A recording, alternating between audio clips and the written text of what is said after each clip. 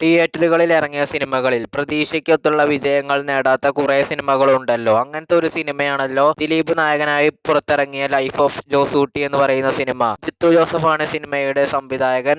ഈ സിനിമയും തിയേറ്ററുകളിൽ ഒരു ശരാശരി വിജയമായിരുന്നല്ലോ. അപ്പോൾ എന്തുകൊണ്ട് ഈ സിനിമ ഇത്രയും നല്ല സിനിമയായിട്ട് എന്തുകൊണ്ട് ഇത് ശരാശരി വിജയമായി ബ്ലോക്ക് ബസ്റ്റർ അടിച്ചില്ല എന്ന് നമ്മൾ ഈ വീഡിയോയിലൂടെ നോക്കുന്നുണ്ട്. അപ്പോൾ നിങ്ങൾക്ക് ലൈഫ് ഓഫ് ജോസൂട്ടി എന്ന് പറയുന്ന സിനിമ ഇഷ്ടമാണെങ്കിൽ താഴെ കമന്റ് ബോക്സിൽ ഇഷ്ടമാണെന്ന് എഴുതി അറിയിക്കുക.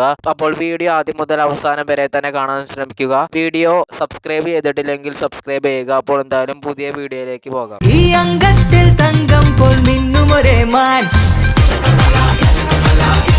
ആദ്യം തന്നെ ഈ സിനിമയെക്കുറിച്ചുള്ള എൻ്റെ അഭിപ്രായം പറയുകയാണെങ്കിൽ എനിക്ക് നല്ല രീതിയിൽ ഇഷ്ടപ്പെട്ട സിനിമയാണ്. അത് എനിക്ക് മാത്രമായിരിക്കില്ല, ഈ സിനിമ കണ്ടിട്ടുള്ള മിക്കവരിലും ഈ സിനിമ നല്ല രീതിയിൽ ഇഷ്ടപ്പെട്ട സിനിമയായിരിക്കും. അപ്പോൾ എന്തായാലും നമുക്ക് ഈ സിനിമ എന്തുകൊണ്ട് ബ്ലോക്ക് ബസ്റ്റർ അടിച്ചില്ല, ശരാശരി ആയതിൻ്റെ കാരണങ്ങളാണ് നോക്കാൻ പോകുന്നത്. ആദ്യത്തെ കാരണം എന്ന് പറയുന്നത് ഹൈപ്പാണ്. ഹൈപ്പ് എന്ന് പറയുമ്പോൾ മൈ ബോസിന് ശേഷം പിന്നെയും ജിത്തു ജോസഫും ദിലീപും ഒന്നിക്കുന്ന സിനിമയാകും എന്ന് പറയുമ്പോൾ ആൾക്കാർ പ്രതീക്ഷിക്കുന്നത് ആ മൈ ബോസ് പോലത്തെ കോമഡി അല്ലെങ്കിൽ അതിനേക്കാൾ മികച്ച കോമഡിയുള്ള ചിത്രമായിരിക്കും എന്നാണ് ആളുകൾ പ്രതീക്ഷിച്ച് തിയേറ്ററുകളിലേക്ക് പോകുക. പക്ഷെ അവർക്ക് കിട്ടിയത് ഒരു ഫാമിലി ഡ്രാമ ചിത്രം, അതുപോലെ തന്നെ ഒരു സ്ലോ ബേസിൽ പോകുന്ന ചിത്രമാണ് അവർക്ക് കിട്ടിയത്. അതുകൊണ്ട് തന്നെ ആ പ്രേക്ഷകരെ നിരാശപ്പെടുത്തുകയും പിന്നെ പബ്ലിസിറ്റി അങ്ങനെ നിരാശയോടെ പോവുകയുമാണ് ചെയ്തത്. പക്ഷെ എന്തായാലും സിനിമ ഒരു വലിയ രീതിയിൽ പരാജയമായിട്ടില്ല, ലാഭം നേടിയിട്ടുണ്ട്. വലിയ ലാഭമല്ല, ഒരു ചെറിയ ലാഭം എന്തായാലും ചിത്രം നേടിയിട്ടുണ്ട് എന്തായാലും. അപ്പോൾ എങ്ങനെ ആയാലും ഇപ്പോൾ ഏഷ്യാനെറ്റിൽ ഈ സിനിമ ഇടുമ്പോൾ നല്ല രീതിയിലുള്ള TRPകളും ലഭിക്കുന്നുണ്ട്. അപ്പോൾ ഇതാണ് ഈ സിനിമയുടെ ബ്ലോക്ക് ബസ്റ്റർ അടിക്കാതെ ശരാശരി ആയതിൻ്റെ മെയിൻ കാരണം ഇത് തന്നെയാണ്. അപ്പോൾ ഇനി നിങ്ങൾക്ക്